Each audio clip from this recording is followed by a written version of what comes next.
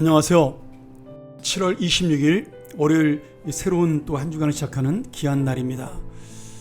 코로나 때문에 힘들고 어려운 시간들을 보내고 있지만 오늘 이 말씀을 통하여 다시 한번 위로받는 귀한 하루가 되기를 소원하면서 오늘은 처음부터 끝까지 인도하시는 우리 하나님, 이런 주제로 함께 말씀을 나누겠습니다.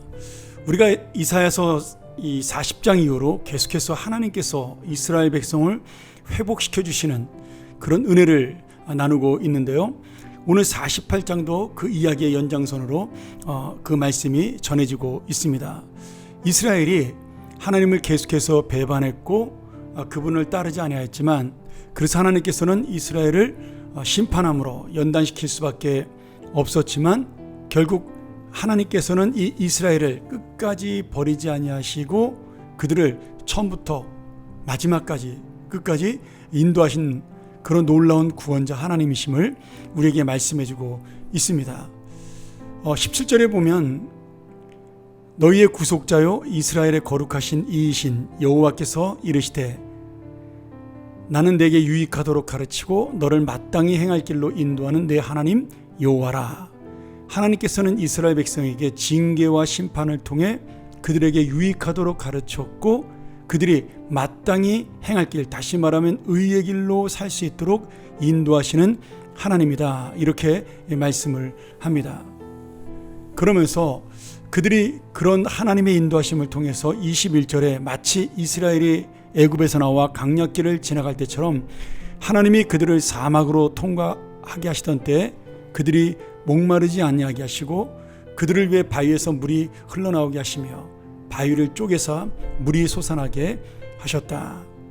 이 말씀을 통해 하나님은 이스라엘에게 광야길만, 그러니까 어렵고 힘든 길만 주신 것이 아니라 그들을 새롭게 설 수 있도록 새 생명의 놀라우신 은혜를 주시고 회복의 역사를 주신다라고 말씀하고 있습니다.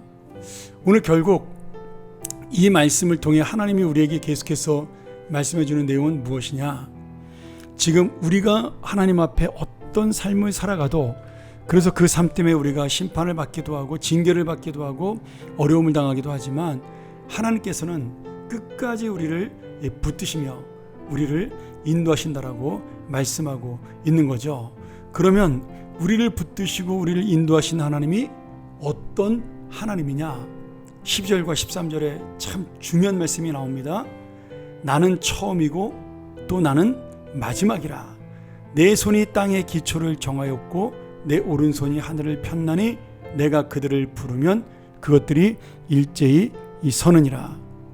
지금 하나님께서는 이 땅을 창조하시는 알파가 되시고 또 마지막에 심판하시는 오메가가 되시고 그 사이에 이 땅을 다스리시는 통치자가 되셔서 하나님이 땅을 만드셨고 하나님이 하늘을 만드셨고 그리고 그 땅과 하늘을 순종케 하시는 그런 놀라운 이 땅의 통치자라고 말씀하고 있는 겁니다.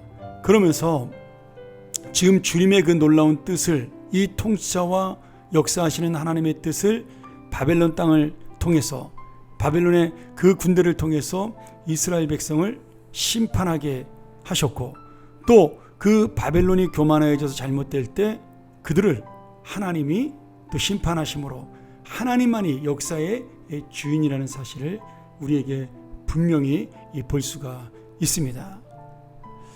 15절에 보면 나 곧 내가 말하였고 또 내가 그를 부르며 그를 인도하였나니 그 길이 형통하리라. 지금 하나님께서는 나라는 단어를 3번씩이나 사용하시면서 이방 왕 고레스를 사용하여 이스라엘 백성의 구원자로 설 수 있도록 하나님이 그를 인도하시고 세우셨다라고 강조하죠. 그러면서 17절에 아까 말씀한 대로 내가 너를 유익하도록 가르치고 너를 마땅히 행할 길로 인도해내었다. 이렇게 결국은 그 모든 것들이 이스라엘 백성을 위해서 이루어진 일이라고 말씀하고 있는 겁니다.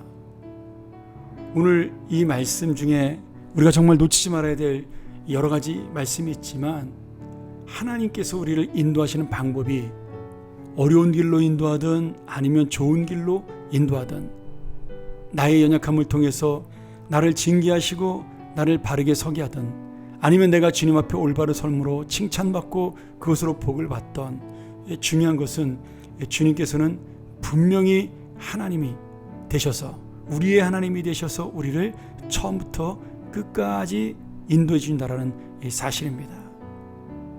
오늘 이 말씀 우리가 다시 한번 이 마음속에 기억하기를 소원합니다. 하나님의 놀라우신 은혜가, 하나님의 그 평강이, 그리고 하나님이 함께 하시는 역사가 지금 이스라엘 백성을 애굽의 구원 때부터 지금까지 인도하신 것처럼 여전히 나는 너희를 기억하고 있다라고 말씀하고 있습니다.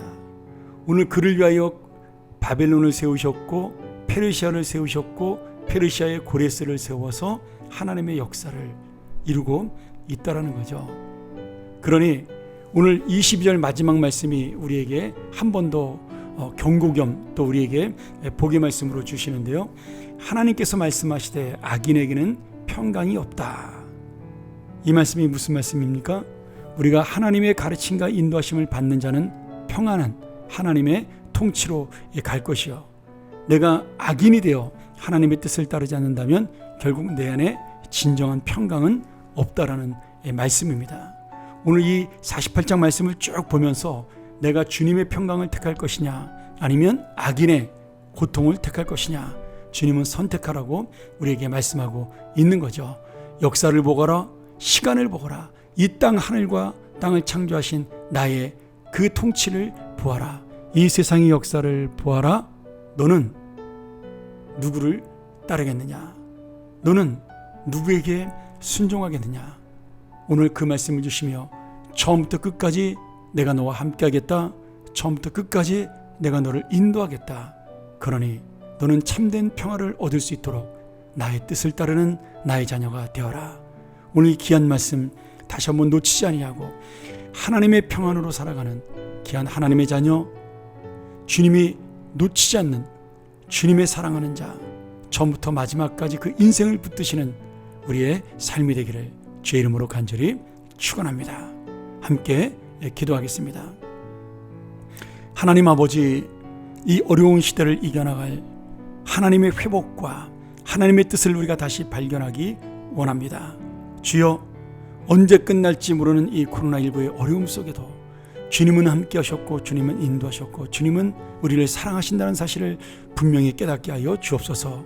이 세상의 사람들은 불평과 원망과 답답함으로 살아가나 우리는 주님의 때를 기다리는 믿음, 처음부터 끝까지 인도하시는 하나님의 은혜를 놓치지 않도록 역사하여 주시옵소서.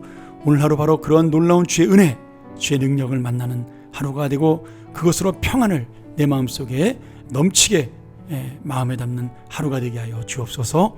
예수님의 이름으로 기도합나이다. 아멘.